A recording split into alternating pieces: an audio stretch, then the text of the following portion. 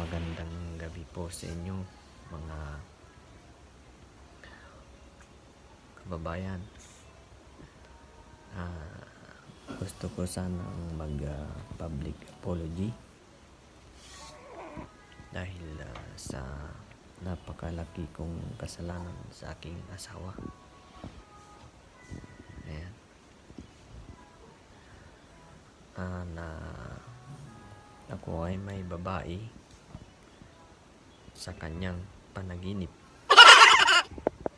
at gusto ko sanang mag-sorry dahil sa napakalaki kong kasalanan sa iyong panaginip.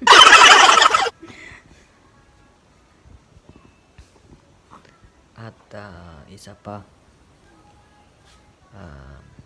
nung ako'y namamasyal sa mall, nung ako'y napadaan, tumawag ako sa iyo at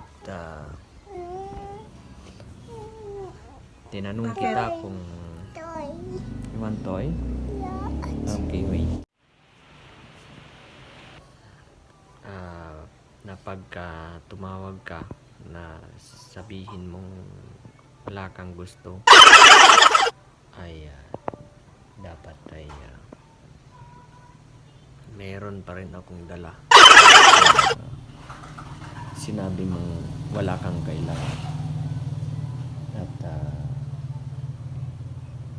patawad sa malaking kong kasalanan. I promise to be a good husband and do better next time. I'm really sorry, mahal. Please forgive me. I will forgive you.